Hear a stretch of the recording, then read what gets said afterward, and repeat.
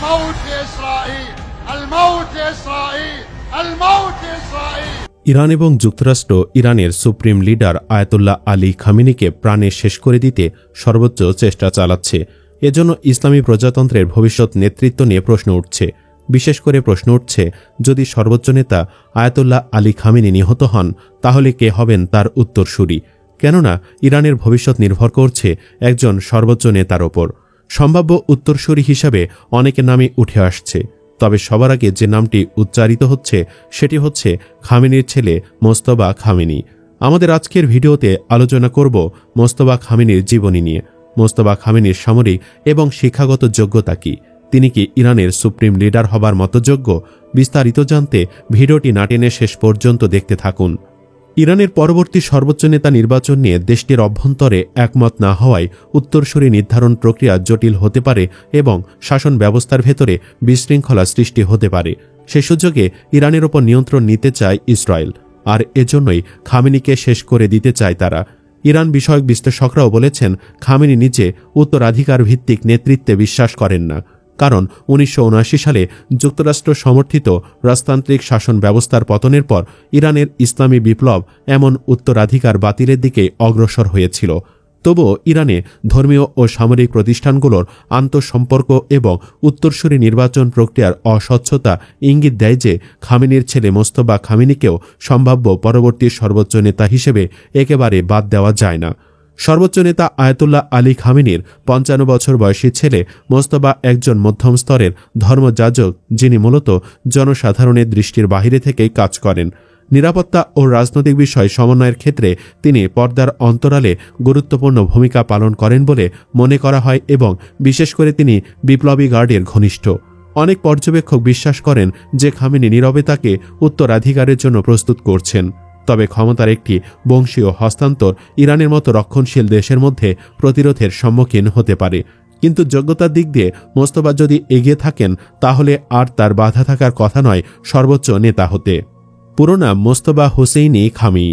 মোস্তফা 1969 সালে ইরানের মাশহাদে শহরে জন্মগ্রহণ করেন এবং তিনি ইরানের সর্বোচ্চ নেতা আলী খামেনির দ্বিতীয় পুত্র। তিনি 1987 থেকে 1988 সাল পর্যন্ত ইরান ইরাক যুদ্ধে দায়িত্ব পালন করছেন। মোস্তফা বাশিজ মিলিশিয়া নিয়ন্ত্রণও নিয়েছিলেন, যা 2009 সালে নির্বাচনে বিক্ষোভ দমন করতে ব্যবহৃত হয়েছিল। মোস্তফা হাইস্কুল থেকে স্নাতক হওয়ার পর তিনি শিয়া ধর্মতত্ত্ব অধ্যয়ন করেন। তার প্রাথমিক শিক্ষকদের মধ্যে ছিলেন তার নিজের পিতা এবং ইরানের প্রধান বিচারপতি আয়াতুল্লাহ মাহমুদ হাশেমি শাহরুদি। 1999 সালে তিনি একজন ধর্মগুরু হওয়ার জন্য কওমে তার পড়াশোনা চালিয়ে যান। মোহাম্মদ তাকি মেজবা ইয়াজদি, আয়াতুল্লাহ লুৎফুল্লাহ শাফি, গোল পাইগানি এবং মোহাম্মদ বাগের খারাজির মতো রথী মহারথীরা সেখানে তার শিক্ষক ছিলেন। রাজনীতিতে যুক্ত হবার আগে মোস্তফা কওম সেমিনারিতে ধর্মতত্ত্ব পড়ান। মোস্তফা খামেনি 2004 সালে জাহারা হাদ্দাদ আদেলকে বিয়ে করেন। তাদের প্রথম সন্তান মোহাম্মদ বাঘের 2007 সালে জন্মগ্রহণ করে। এই দম্পতির দ্বিতীয় সন্তান ফাতেমে সাদাত 2013 সালে জন্মগ্রহণ করে। দ্বিতীয় পুত্র মোহাম্মদ আমিন 2017 সালে জন্মগ্রহণ করেন। ইরানের প্রেসিডেন্ট ইব্রাহিম রাইসির হবার কথা ছিল আয়াতুল্লাহ অর্থাৎ সর্বোচ্চ নেতা, কিন্তু 2024 সালে রাইসি মারা গেলে মোস্তফার নাম জোরে সোরে আলোচনার কেন্দ্রবিন্দুতে চলে আসে। অনেকে মোস্তফাকে পরবর্তী আয়াতুল্লাহ হিসাবে মেনেও নিচ্ছেন। ইসলামী বিপ্লবী রক্ষী বাহিনী অর্থাৎ IRGCর সঙ্গে ঘনিষ্ঠভাবে জড়িত মোস্তফা খামেনি। এই প্রেক্ষাপট ইরানের রাজনৈতিক অভিজাতদের কট্টরপন্থী গোষ্ঠীর মধ্যে তার অবস্থানকে শক্তিশালী করেছে।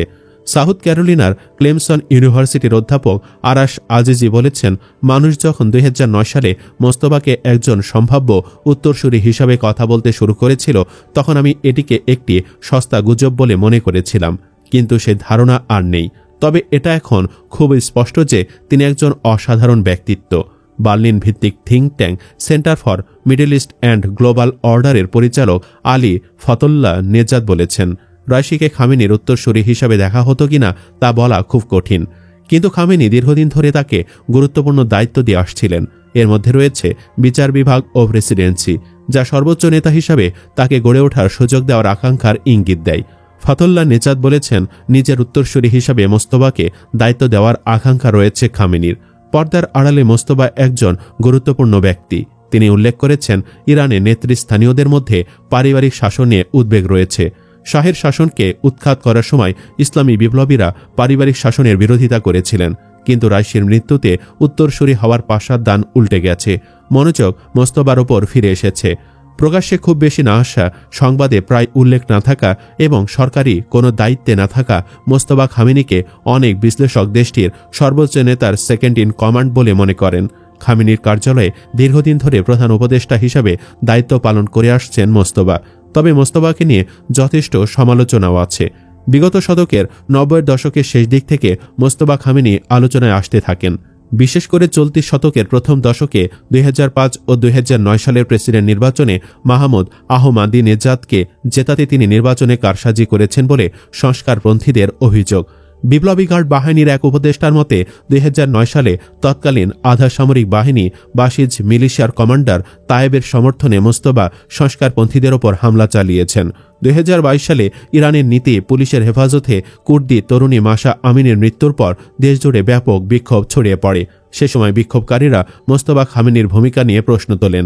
মোস্তফার যেভাবে উত্থান ঘটছিল তাতে এই জল্পনা আরও দৃঢ় হয় যে তিনি বাবার উত্তরসূরি হওয়ার চেষ্টা করছেন। তবে ইরানের ধর্মীয় তাত্ত্বিক ও খামেনি বিষয়ক গবেষক মেহেদি খালাজি বলেন, মোস্তফার সর্বোচ্চ নেতা হওয়ার সম্ভাবনা কম। তার মতে মোস্তফা খামেনির বয়স কম, আর সর্বোচ্চ নেতা হওয়ার জন্য যেসব বৈশিষ্ট্য থাকাটা আনুষ্ঠানিকভাবে দরকার সেগুলো তার মধ্যে নেই। বিশেষ করে ধর্মীয় বিষয়ে জনগণের মধ্যে গ্রহণযোগ্যতা এবং নির্বাহী অভিজ্ঞতা মোস্তফা খামেনির নেই। এছাড়া আলী খামেনি এবং তার পূর্বসূরি রুহুল্লাহ খোমেনি পরিবারের কারো কাছে ক্ষমতা হস্তান্তর ও রাজতন্ত্রকে অন ইসলামিক বলে খারিজ করে দিয়েছেন।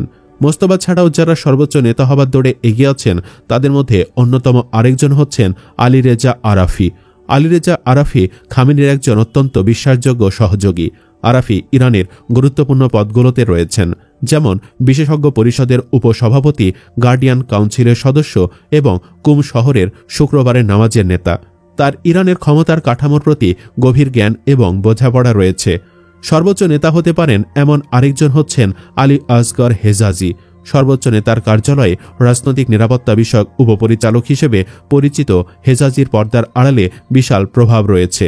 রয়টার্স তাকে দেশের সবচেয়ে শক্তিশালী গোয়েন্দা কর্মকর্তা হিসাবে বর্ণনা করেছে। তিনি নিরাপত্তা কার্যক্রম সরাসরি তত্ত্বাবধান করে থাকেন। গার্ড ও ধর্মীয় অভিজাত উভয়ের সাথে তার ঘনিষ্ঠ সম্পর্ক রয়েছে।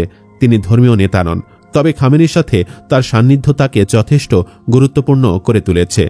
আলী আকবর বেলায়েতিও হতে পারেন সর্বোচ্চ নেতা।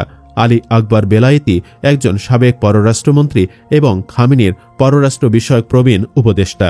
ধর্মীয় জ্ঞানের সাথে বছরের পর বছর ধরে সরকারি অভিজ্ঞতার মিশ্রণ তাকে পুষ্ট করেছে। তিনি এক্সপিডিয়েন্সি কাউন্সিলে বসেন এবং ইরানের আঞ্চলিক জোটগুলোকে দৃঢ়ভাবে সমর্থন করেন। যদিও তিনি বিশ্বস্ত এবং শ্রদ্ধার পাত্র, তবে তার বার্ধক্য এবং দুর্বল স্বাস্থ্য তার বিরুদ্ধে যেতে পারে।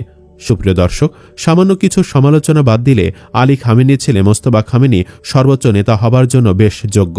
কিন্তু পারিবারিক উত্তরসূরির বিষয়টি একমাত্র বাধা মোস্তফার সামনে।